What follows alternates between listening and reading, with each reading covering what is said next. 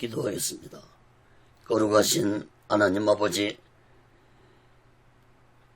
거룩한 주일 날에 살아계신 하나님 아버지 앞에 드려지는 이 예배가 신령과 진정한 예배가 되어서 하나님 보좌에 온전히 연락되는 귀한 예배가 되게 하여 주옵소서. 예배를 드린 모든 자들에게 하나님의 크신 은혜와 은총이 임하게 도와 주옵소서.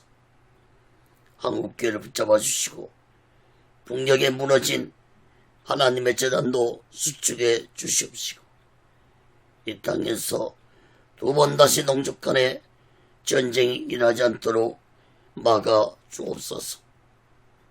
저희 선전의 장벽이 하나님의 말씀으로 예수 그리스도의 능력으로 무너지게 하여 주시옵소서. 북한의 공산주의자들의 세력들이 하나님의 심판을 받아 멸망받게 도와주시고 북한의 공산주의자들이 준비한 모든 전쟁 준비 무기물자들이 사용되지 못하도록 막아 주시옵소서. 거룩하신 하나님 아버지, 북한의 하나님의 백성들의 기도에 응답해 주시고 하나님의 택한 자들을 구원하여 주옵소서. 저 북녘 땅에도 하나님의 평강과 자유와 하나님의 은혜가 충만하게 임하게 도와 주옵소서. 이 남한 땅에도 대통령부터 살아계신 하나님을 두려워하는 자가 되게 도와 주옵소서. 정치, 종교 지도자들 또한 살아계신 하나님을 두려워하는 자들이 되게 도와 주옵소서. 오늘날 이 남한 땅이 코로나 바이러스로 인해 경제가 어렵고 많은 사람들이 고난을 당하고 있습니다. 아버지 하나님, 하루속히 이 코로나 바이러스가 이 땅에서 사라지게 도와 주옵소서. 경제가 회복되게 도와 주시고 정치, 경제, 문화가 안정되게 도와 주옵소서. 거룩하신 하나님 아버지, 오늘날 이 남한 땅이 공산주의 사상과 사회주의 사상을 가진 자들이 많이 있습니다. 아버지 하나님, 저들이 자신들의 생각이 얼마나 어리석고 무지한 생각인지 깨닫게 도와주시고 이 땅에서 악의 뿌리가 뿌리를 내리지 않도록 온전히 하나님의 주권으로 하나님의 공의로 막아 주옵소서. 동성애법과 차별금지법이 국회를 통과하지 않도록 온전히 막아 주옵소서.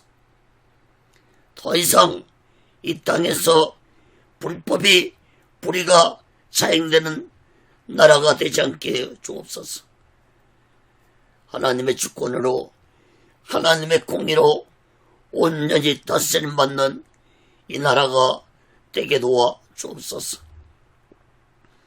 거룩하신 하나님 아버지, 이 나라를 버리지 마시옵시고 이 백성들을 포기하지 마시고 이 땅의 교회들과 죄종들과 예수 믿는 자들에게 다시 한번 세상의 빛과 소금이 되도록 은혜를 나려 주시옵소서. 이 땅의 교회들과 죄종들과 예수 믿는 자들이 그동안 하나님을 믿는다면서 얼마나 타락되게 살았는지를 깨닫고 회개하고 애통해하는 자들이 되게 도와 주옵소서. 아버지 하나님, 오늘 또 하나님의 말씀을 전할 때 이 말씀이 땅끝까지 전해지게 도와 주옵소서. 저 북녘 땅까지도 전해지게 도와주시고, 저 중국 지하교회까지도 인터넷을 통해서, 유튜브를 통해서 많은 자들이 듣고 하나님의 말씀을 깨닫고 믿음과 소망을 가지고 살아가게 도와 주옵소서. 부족한 영을 이 시간에도 온전히 사용하여 주옵소서. 성령의 도구로, 말씀의 도구로 사용해 주시옵소서. 오직의 훈련도 온전히 인도하여 주시옵소서. 모든 영광을 하나님께 드리며 예수 그리스도로 간절히 기도합니다. 아멘. 할렐루야. 오직 예수. 마태복음 14장 말씀을 전하겠습니다. 메시아이신 예수.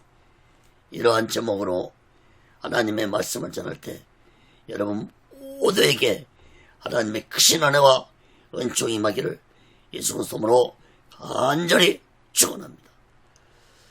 예수님이 천국 비밀을 선포한 가운데 세례 요한이 죽임을 당하는 일이 일어났습니다.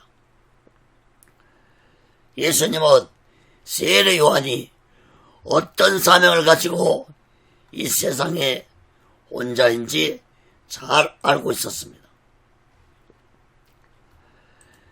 세례 요한은 메시아의 길을 예비하러 온 자였습니다. 그러므로 예수님은 세례 요한의 죽음 소식을 듣고 이제 본격적으로 자신이 메시아이심을 온 세상에 알리지 아니할 수 없었습니다. 오늘 본문에 나오는 500여의 기적의 사건은 단순히 배고픈 자들을 먹이려고 기적을 베푸신 것이 아닙니다. 500여의 기적의 사건과 바다인을 걸으신 예수님의 행동과 이런 모든 행동과 모습은 예수님 자신이 메시아이심을 수많은 자들에게 알리고자 하셨다는 사실을 깨달아야 할 것입니다. 사랑하는 여러분, 세례 요한은 예수님이 요단강가에서 세례를 받으러 오시는 예수님의 모습을 보고 외쳤습니다. 보라, 세상 죄를 지고 가는 하나님의 어린 양이로다. 그렇습니다. 예수님은 인류의 죄를 대속하시고 십자가에서 죽으시려고 이 세상에 오신 분이십니다. 그러나 안타깝게도 당시에 이 놀라운 사실을 깨달은 자들은 극히 소수였다는 것입니다.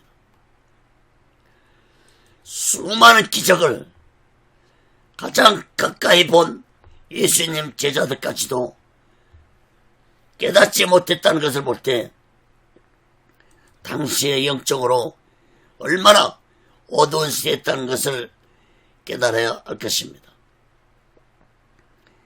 이러한 영적으로 어두운 시대에 예수님은 자신이 메시아라는 사실을 오늘 본문에서 더욱 강하게 증거하고 있습니다. 사랑하는 여러분, 오늘날도 영적으로 어두운 시대입니다. 이러한 시대에 우리 모두는 오직 예수 그리스도만이 메시아시고 구원자시고 심판자라는 사실을 굳게 믿고 오직 예수 마음과 오직 예수 신앙으로 살아가는 귀하고 복되고 지혜로운 자 되시기를 예수 그리스도로 간절히 축원합니다. 첫 번째로 마태복음 14장 1절에서 11절까지 보면은 세례 요한의 죽음에 대해 말씀했습니다. 여러분, 세례 요한의 죽음은 곧 새로운 시대가 찾아올 것을 예고하는 죽음이었습니다. 세례요한도 요한복음 3장 30절에서 외치기를 그는 흥해하겠고 나는 쇠하여 하리라고 말씀했습니다.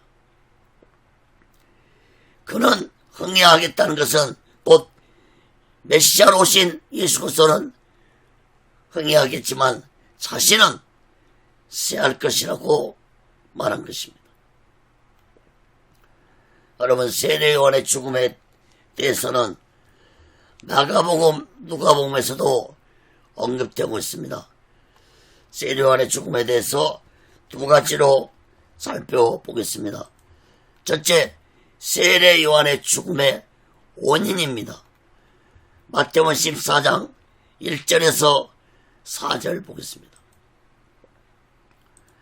그때 분봉왕 헤롯이 예수의 소문을 듣고 그 신하들에게 이르되 이는 세례요한이라 저가 죽은 자 가운데서 살아났으니 그러므로 이런 권능이 그 속에서 운동하는도다 하더라. 전에 헤롯이 그 동생 빌립의 아내 헤로디아의 일로 요한을 잡아 결박하여 옥에 가두었으니 이는 요한이 헤롯에게 말하되 당신이 그 여자를 취한 것이 옳지 않다 하였음이라. 여러분, 당시에 헤롯 왕은 예수가 태어났을 때 2살 아래 사내 아이를 모두 죽였던 헤롯 대왕의 아들 헤롯 안디바라는 자였습니다. 이 헤롯은 주전 4년부터 주 39년까지 로마가 통치한 유대 땅 4개 지역 중에서 갈릴리에서 베레아 지역까지 통치했던 분봉왕이었습니다. 다시 말해서 로마가 세워놓은 왕이었다는 것입니다. 헤롯은 예수의 소문을 듣고 신하들에게 말하기를 자신이 죽인 세례요한의 권능이 예수께 맺다고 말했습니다. 헤롯이 세례요한을 죽인 것은 헤롯의 더럽고 악한 행위를 공개적으로 선포했기 때문에 세례요한을 죽인 것입니다. 헤롯의 더러운 행위는 자신의 본부인을 버리고 자신의 동생 아내를 자신의 부인으로 삼았는데 비록 이복 동생의 부인이었지만 이 죄악은 간통죄에다가 근친상간의 죄악을 범한 악한 죄였습니다. 세례요한은 헤롯의 이러한 죄악을 공개적으로 지적하면서 책망했습니다. 그로 인해 헤롯과 헤로디아의 미움을 사게 되었는데 이것이 바로 세례요한이 죽게 된 원인이었습니다. 사랑하는 여러분, 헤롯 왕은 자신의 권력을 이용해서 온갖 악행을 범했습니다. 헤롯은 예수님이 십자가형을 받을 때에도 묵시적으로 동참했던 악한 자였습니다. 여러분, 세례요한은 이러한 악한 헤롯 왕을 보고만 있지 아니했습니다. 세례요한은 헤롯 왕의 죄악을 책망했습니다. 여러분, 당시에 왕의 죄악을 지적하고 책망한다는 것은 죽음을 각오해야 했습니다. 그러므로 세례요한은 죽음을 각오하고 헤롯 왕의 죄악을 지적하고 책망한 것입니다. 사랑하는 여러분, 마음에 거룩한 의를 가진 자는 지도자뿐만 아니라 세상의 죄악을 보고 지적하고 책망하고 회개하고 하라고 외치할 것입니다.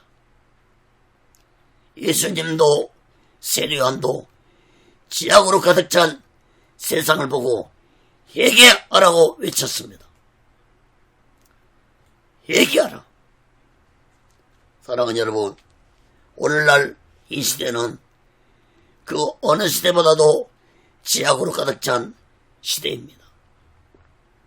그러나 회개하라고 외치는 자는 보기 힘든 시대입니다.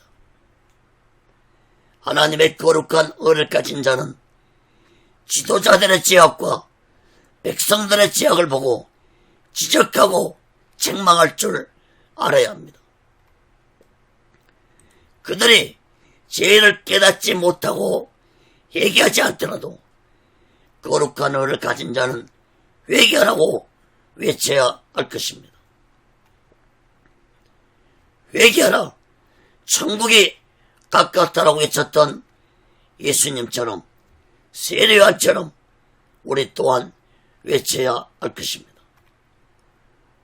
사랑하는 여러분, 우리 모두 죄악이 가득 찬 이 세상에서 오직 예수 마음과 오직 예수 신앙으로 살아가면서 내 죄도 회개하고 세상을 향해 회개하라고 외칠 수 있는 거룩한 자들이 되시기를 예수 그리스도로 간절히 축원합니다.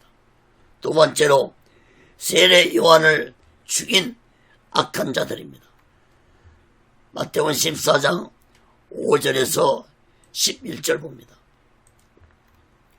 헤롯이 요한을 죽이려 하되 민중이 저를 선자로 여김으로 민중을 두려워하더니 마침 헤롯의 생일을 당하여 헤로디아의 딸이 연석 가운데서 춤을 추어 헤롯을 기쁘게 하니 헤롯이 맹세로 그에게 무엇이든지 달라는 대로 주겠다 허락하거늘 그가 제 어미의 시킴을 듣고 가로되 세례요한의 머리를 소반에 담아 여기서 내게 주소서 하니 왕이 근심하나 자기의 맹세한 것과 그가 함께 앉은 사람들을 인하여 주라 명하고 사람을 보내어 요한을 옥에서 목베어 그 머리를 소반에 담아다가 그 여아에게 주니 그가 제 어미에게 가져가니라.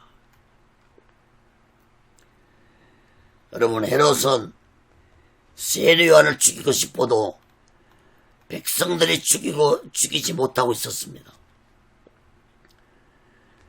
그런데 헤롯의 아내 헤로디아는 헤롯이 세례요한을 쉽게 죽이지 못하는 것을 알고 자신의 딸 살로메와 함께 음모를 꾸몄습니다. 헤롯의 생일날 헤로디아는 자신의 딸에게 춤을 추어 헤롯을 기쁘게 하라고 했습니다. 그리고 헤롯이 무엇을 선물로 줄까 물어볼 때 세례요한의 머리를 소반에 담아다가 지금 자신에게 달라 하라고 가르쳤습니다. 헤로디아의 계획대로 헤롯은 춤을 추어 자신을 기쁘게 하는 살로메에게 무엇이든지 달라는 대로 주겠다고 많은 사람들 앞에서 맹세를 했습니다. 살로메는 어미 헤로디아의 가르침대로 세례요한의 머리를 소반에 담아다가 지금 자신에게 달라고 원했습니다. 헤롯은 많은 신하들 앞에서 맹세를 했으므로 세례요한의 목을 베어 머리를 소반에 담아다가 살로메에게 주니 살로메는 자신의 어미인 헤로디아에게 주었다고 했습니다. 여러분, 얼마나 악한 자들입니까? 사랑하는 여러분, 인간이 악해지면은 악한 온수 마귀처럼 악해진다는 사실을 깨달아야 할 것입니다. 그러므로 인간이 이렇게 악해지는 것은 곧 악한 사탄의 영이 임해서 사나운 짐승보다 더 악해진다는 사실을 깨달아야 할 것입니다. 여러분, 성경에서는 이런 자들을 양심에 하인 맞은 자들이라고 말합니다. 여러분, 인간이 양심에 하인을 맞으면은 그것은 곧 악한 사탄에게 완전히 붙잡힌 자들이라는 사실을 깨닫기 바랍니다. 사랑하는 여러분, 세례요한은 악한 자들에 의해서 죽임을 당했지만 세례요한의 죽음은 하나님이 아주 기억한 의로운 죽음이었습니다. 세례요한은 오직 예수 한 분만 위해 짧은 인생을 살다간 위대한 선지자였습니다. 예수님도 여자가 낳은 자 중에서 세례요한보다 큰 자가 없을 것이라고 말씀했습니다. 사랑하는 여러분, 오직 예수 한 분을 위해 살다가 간 세례요한을 우리는 본받아서 우리 또한 오직 예수 마음과 오직 예수 신앙으로 살아가는 귀하고 복되고 지혜로운 자 되시기를 예수 그리스도로 간절히 축원합니다. 그럼 두 번째로 마태복음 14장 12절에서 21절까지 보면은 오병이의 기적에 대해 말씀했습니다. 예수님은 세례요한의 죽음 소식을 듣고 오병이의 놀라운 기적을 베푸셨는데 두 가지로 살펴보겠습니다. 첫째, 마태복음 14장 12절에서 14절입니다. 빈들로 가신 예수님이나 마태복음 14장 12절 14절 봅니다. 요한의 제자들이 와서 시체를 가져다가 장사하고 가서 예수께 구하니라. 예수께서 들으시고 배를 타고 떠나사 따로 빈들에 가시니 무리가 듣고 여러 골로부터 걸어서 쫓아간지라. 예수께서 나오사 큰 무리를 보시고 불쌍히 여기사 그 중에 있는 병인을 고쳐주시니라. 여러분, 예수님은 세례요한이 목뱀을 받아 죽었다는 소식을 듣고 배를 타고 빈들로 나가셨습니다. 예수님은 아픈 마음을 기도로 달래시려고 빈들로 나가셨습니다. 빈들은 광야를 의미합니다. 요한복음 6장 1절에 보면 이곳을 디베랴 광야라고 기록하고 있습니다. 예수님은 빈들에 나가서서 기도하신 것은 아마도 빈들에서 회개하라고 복음을 외치며 자신의 길을 예비한 세례요한의 죽음을 생각하며 기도하시러 가셨다고 볼 수 있습니다. 예수님이 빈들에서 기도하신다는 소문을 들은 사람들은 예수께 모여들었습니다. 예수께 모인 자들은 어느 때와 같이 병들고 소외된 자들이 예수께 모여들었습니다. 예수님은 이러한 무리들을 보시고 불쌍히 여기시고 병자들을 고쳐주었습니다. 예수님이 이 큰 무리들을 보시고 불쌍하게 여기셨다는 것은 세례요한 같은 위대한 자가 목뱀을 받아 죽었음에도 조금도 애통해하거나 슬퍼하는 자가 없었다는 그들의 모습을 보고 불쌍히 여기신 것입니다. 그들 중에는 세례요한에게 물세례를 받고 세례요한이 메시아인 줄 알고 따랐던 자들도 있었을 것입니다. 그러나 그들은 누가 메시아인 것이 중요하지 않았습니다.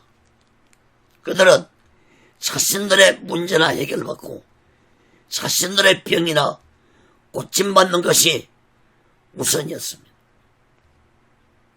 예수님은 이러한 무리들의 영적인 상태를 보시고 그들을 불쌍히 여기셨던 것입니다. 사랑하는 여러분, 오늘날 이 시대는 어떻습니까? 여러분들은 자신에게 한번 스스로 질문해 보시기 바랍니다. 내가 왜 예수를 믿고 있는가? 한번 질문해 보시기 바랍니다. 내가 왜 예수를 믿고 있는지 분명하게 답을 알 수 있는 자가 되어야 할 것입니다.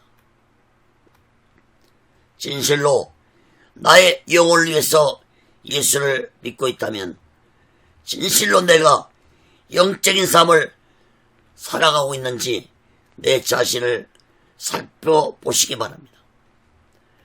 만약에 예수 믿는 목적이 나의 문제나 해결받고 이 땅에서 잘 먹고 잘 살기 위해서 예수를 믿고 있다면 잘못된 신앙생활을 하고 있다는 사실을 깨달아야 할 것입니다. 사랑하는 여러분, 영적인 문제보다도 육적인 문제 때문에 예수를 믿고 있다면 오병이어의 사건을 통해서 왜 내가 예수를 믿어야 하는지 깨닫는 자 되시기를 간절히 바랍니다. 성경은 바로 그 점을 예수 믿는 자들에게 깨닫게 해주기 위해서 세례 요한 죽음 이후에 오병이의 기적의 사건을 동일하게 마태, 마가, 누가복음서에 기록했다는 사실을 마음 깊이 깨닫고 우리 모두는 오직 예수 마음과 오직 예수 신앙으로 살아가는 지혜로운 자 되시기를 예수 그리스도로 간절히 축원합니다. 두 번째, 작은 두 번째로 5,000명을 먹이신 예수님입니다. 마태복음 14장 15절에서 21절 보겠습니다. 저녁이 되며 제자들이 나와 가로되 이곳은 빈들이요 때도 이미 저물었으니 무리를 보내어 마을에 들어가 먹을 것을 사 먹게 하소서. 예수께서 가라사대 갈 것 없다. 너희가 먹을 것을 주라. 제자들이 가로되 여기 우리에게 있는 것은 떡 5개와 물고기 2마리 뿐이다. 가라사대 그것을 내게 가져오라 하시고 무리를 명하여 잔디 위에 앉히시고 떡 5개와 물고기 2마리를 가시사 하늘을 우러 축사하시고 떡을 떼어 제자들에게 주시매 제자들이 무리에게 주니 다 배불리 먹고 남은 조각을 12바구니에 자기에 거두었으며 먹은 사람은 여자와 아이 외에 5,000명이나 되었더라. 여러분, 빈들에 모인 무리들은 여자와 아이를 제외하고 남자만 5,000명쯤 되었다고 했습니다. 그러므로 여자들과 아이들까지 합친다면 10,000명 이상은 되었을 것입니다. 제자들은 예수님께 이제 저녁이 다 되었으니까 사람들을 마을로 보내서 각자 먹을 것을 사 먹게 하도록 돌려보내자고 말했습니다. 그러한 제자들에게 예수님은 너희가 먹을 것을 주라고 말씀했습니다. 제자들은 예수님 말씀에 여기 우리가 가지고 있는 것은 떡 5개와 물고기 2마리 뿐인데 어떻게 이 많은 자들에게 우리가 먹을 것을 줄 수 있겠습니까? 라고 말했습니다. 예수님은 제자들에게 떡 5개와 물고기 2마리를 가져오라고 했습니다. 여러분, 오병이의 기적의 사건은 사복음서에 모두 다 기록되어 있습니다. 특히 요한복음 6장에서는 이때의 장면을 아주 자세히 기록했습니다. 요한복음 6장에 보면은 예수님이 빌립의 믿음을 시험하고자 말씀했다고 기록되어 있습니다. 예수님이 빌립을 시험하고자 했지만 이 시험은 모든 제자들을 향한 예수님의 시험이었습니다. 예수님 제자들은 이때까지도 예수님을 메시아로 믿지 못하고 있었습니다. 요한복음 6장에 보면은 빌립은 이 많은 무리들을 먹이려면은 200데나리오 떡으로도 부족할 것이라고 했습니다. 여러분, 당시에 노동자로 품삯이 한 데나리오였습니다. 그러므로 200데나리오면 요즘에 하루 일당을 10만원으로 계산한다면은 약 2천만원에 해당하는 큰 액수입니다. 그러므로 빌립의 말은 도저히 불가능하다는 의미의 말이었습니다. 여러분, 제자들은 예수님이 귀신을 쫓아내고 수많은 병자들을 고쳐주신 걸 보았습니다. 그러나 없는 양식을 만들어서 수많은 사람들을 먹여주실 것이라고는 믿지 못했습니다. 예수님은 사람들을 잔디 위에 앉히신 후에 보리떡 5개와 물고기 2마리를 가지고 하늘을 향해서 기도를 하셨습니다. 제자들과 모든 사람들은 예수님의 행동을 눈여겨보았을 것입니다. 예수님은 기도하신 후에 떡과 물고기를 떼어서 제자들에게 주었고, 제자들은 떡과 물고기를 받아서 사람들에게 나누어 주었습니다. 제자들과 사람들은 신비로운 것을 보았습니다. 사람들에게 떡과 물고기를 나누어 주고 예수님께 다시 오면 다시 또 떡과 물고기가 있는 것을 보고 놀랐을 것입니다. 사람들 역시도 모두 다 놀랐을 것입니다. 10,000명 이상의 사람들이 모두 다 배불리 먹고 12바구니가 남았다고 했습니다.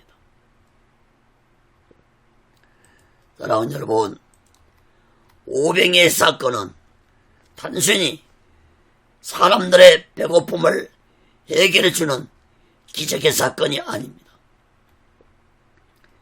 예수님은 오병이의 사건을 통해서 세례요한이 증거한 세상 제일 죽어가는 하나님의 어린 양이 바로 자신이고 이 세상에 생명의 떡으로 오셨다는 사실을 온 세상에 전하시고자 오병이의 기적을 일으키신 것입니다. 사랑하는 여러분, 오병이의 기적을 통해서 진실로 예수 그리스도가 영생의 생명의 떡으로 이 세상에 오셨다는 이 비밀을 우리 모두는 온전히 깨닫고 오직 예수 마음과 오직 예수 신앙으로 이 마지막 길을 살아가는 귀하고 복되고 지혜로운 자 되시기를 예수 그리스도로 간절히 축원합니다. 그 세 번째로 마태복음 14장 22절에서 36절까지 보면은 예수님의 행동에 대해 볼 수 있습니다. 오병이의 놀라운 기적을 보여준 예수님은 이번에는 더욱더 놀라운 일을 직접 행동으로 보여줬는데 세 가지로 살펴보겠습니다. 마태복음 14장 22절에서 27절까지 봅니다. 첫째로 바다 위를 걸으신 예수님입니다. 예수께서 즉시 제자들을 재촉하사 자기가 무리를 보내는 동안에 배를 타고 앞서 건너편으로 가게 하시고 무리를 보내신 후에 기도하러 따로 산에 올라가시다 저물매 거기 혼자 계시더니 배가 이미 육지에서 수리나 떠나서 바람이 거슬림으로 물결을 인하여 고난을 당하더라. 밤 사경에 예수께서 바다 위로 걸어서 제자들에게 오시니 제자들이 그 바다 위로 걸어오심을 보고 놀라 유령이라며 무서워하여 소리 지르거늘 예수께서 즉시 일러 가라사대 안심하라 내니 두려워 말라. 여러분, 예수님은 오병의 기적을 체험한 백성들을 보내기 위해서 제자들을 먼저 재촉해서 배를 태워 건너편으로 가도록 한 후에 예수님은 홀로 기도하시러 산으로 갔었습니다. 그런데 제자들이 타고 가던 배가 갈릴리 바다에 큰 풍랑을 만나서 어려움을 당했습니다. 이때 밤사경은 새벽 3시에서 6시 사이를 의미하는데 이 새벽에 예수님은 거센 풍랑이 부는 바다 위를 걸어서 제자들이 탄 배로 다가오셨습니다. 제자들은 이 모습을 보고 유령이다라고 소리를 질렀습니다. 예수님은 무서워하는 제자들에게 안심하라 내니 두려워 말라라고 말씀했습니다. 사랑하는 여러분, 예수님은 제자들을 보낸 후에 밤이 맞도록 새벽까지 기도하시고 바다 위를 걸어서 제자들에게 오셨습니다. 제자들은 오병의 기적을 보고도 아직도 예수님이 어떤 분인지 깨닫지 못하고 있었습니다. 그러므로 예수님이 거센 풍랑이 부는 바다 위를 걷는 모습을 제자들에게 보여주신 것은 자신이 어떤 자인지 분명하게 깨닫게 해주려고 하신 행동이었다고 볼 수 있습니다. 그러나 이때까지도 제자들은 이런 놀라운 예수님의 모습을 보고도 예수님이 누구신지 깨닫지 못했습니다. 사랑하는 여러분, 오늘날도 마찬가지입니다. 이러한 말씀을 듣고도 아직도 예수가 누구신지 모르고 인생을 살아가는 자들이 얼마나 많은지 모릅니다. 사랑하는 여러분, 전능하신 성자 예수님이 그 무엇을 못할 수 있겠습니까? 사랑하는 여러분, 우리 모두 다 전지전능하신 예수님을 굳게 믿고 이 마지막 때에 우리 모두 다 오시겠수 마음과 오시겠수 신앙으로 살아가는 귀하고 복되고 지혜로운 자 되시기를 예수 그리스도로 간절히 축원합니다. 두 번째로 마태복음 14장 28절에서 33절까지 보면은 하나님의 아들이소이다 제자들이 고백했습니다.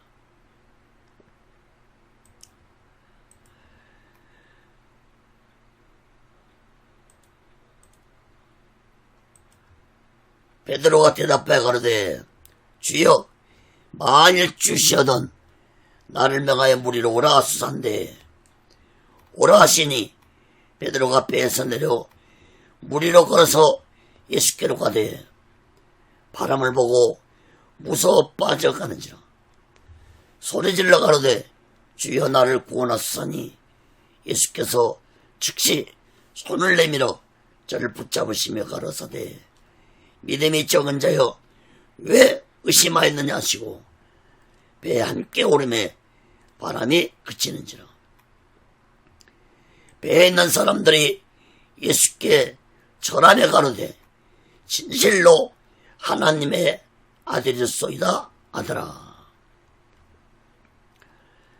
여러분, 베드로는 무리를 걸어오시는 예수님을 보고 예수님이라면은 주시라면은 자신에게 무리를 걷게 해달라고 말했습니다.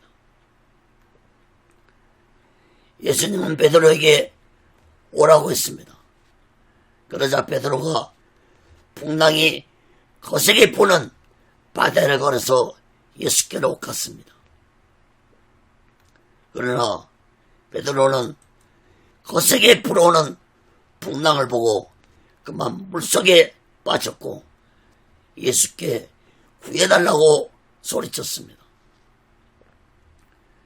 예수님은 손을 내밀어서 베드로를 붙잡아 구원해 주시면서 하시는 말씀이 믿음이 적은 자여 왜 의심하였느냐 말씀하시고 예수님이 배에 오르시자 풍랑이 멈췄습니다. 이 모든 것을 본 제자들은 예수님께 절을 하면서 진실로 하나님의 아들이로소이다라고 말했습니다. 여러분, 하나님의 아들이라는 말은 곧 메시아라는 의미의 고백이었습니다. 그러나 제자들의 이 고백은 기적을 보고 예수님을 메시아로 믿고 따르는 백성들의 믿음과 다를 바 없는 고백이었습니다. 다시 말해서 마음으로 온전히 믿고 고백한 것이 아니었습니다. 이후에 제자들의 말과 행동을 보더라도 제자들의 고백은 믿음으로 예수를 메시아라고 고백한 것이 아니었다는 것을 알 수 있습니다. 특히 베드로는 예수님이 붙잡혔을 때 계집종 앞에서 예수님을 모른다고 3번이나 부인하고 저주까지 했습니다. 제자들 또한 예수님이 붙잡히자 자신들만 살겠다고 모두 다 도망쳤던 자였습니다. 사랑하는 여러분, 베드로에게 믿음이 적은 자여 왜 의심하느냐는 이 말씀은 곧 제자들 모두에게 하신 말씀입니다. 여러분, 훗날의 제자들이 예수님을 메시아로 온전히 믿게 된 것은 성령을 받은 후에서야 예수를 온전히 믿게 되었다는 사실을 우리들은 마음 깊이 깨닫고, 우리 또한 아직도 예수를 온전히 믿지 못하고 신앙생활을 없다면 하루속히 성령 충만 받아서 오직의 수만과 오직의 수신앙으로 살아가는 지혜로운 자 되시기를 예수 그리스도로 간절히 축원합니다. 작은 세 번째로 예수님 옷에 손만 대도 병이 고침받았습니다. 마태복음 14장 34절에서 36절 봅니다. 저희가 건너가 게네사렛 땅에 이르니 그곳 사람들이 예수신 줄 알고 그 근방에 두루 통제하여 모든 병든 자를 예수께 데리고 와서 다만 예수의 옷가에라도 손을 대게 하시기를 간구하니 손을 대는 자는 다 나음을 얻으니라. 여러분, 그동안 예수님이 병자들을 고쳐주실 때는 말씀으로 고쳐주거나 몸에 손을 대고 고쳐줬습니다. 근데 이번에는 병자들이 예수님 옷에 손만 대어도 병고침을 받았습니다. 36절 말씀을 주목해 보세요. 다만 예수의 옷가에라도 손을 대게 하시기를 강구했다고 했습니다. 강구한 것입니다. 원한 것입니다. 옷에만 손대도 나을 것이라는 믿음을 가진 것입니다. 예수님의 전지전능하신 능력을 믿고 사람들이 강구한 것입니다. 사랑하는 여러분, 오늘날도 예수님의 전능하신 능력을 믿으면 기적은 일어난다는 사실을 우리 모두 굳게 믿으시기 바랍니다. 그러나 여러분, 기적만 추구하는 자가 되지 말고 기적 뒤에 계시는 예수님을 굳게 믿고 우리 모두 다 오직 예수 마음과 오직 예수 신앙으로 살아가는 귀하고 복되고 지혜로운 자 되시기를 예수 그리스도로 간절히 축원합니다. 말씀을 맺겠습니다. 사랑하는 여러분, 예수님은 세례 요한의 죽음을 통해서 온 세상에 자신이 메시아로 오셨다는 사실을 본격적으로 알리셨습니다. 그러나 예수님은 유대인들이 바라는 정치적인 메시아가 아니라 인류를 구원하시기 위해 오신 메시아라는 사실을 아직도 많은 자들이 깨닫지 못하고 있었습니다. 제자들 역시도 오병의 기적과 무리를 가르치는 예수님을 보고 정적인 메시아를 믿었지 인류를 구원하시기 위해 오신 메시아로 믿지 않았다는 것을 우리가 후에 제자들의 행동과 말을 통해서도 알 수 있습니다.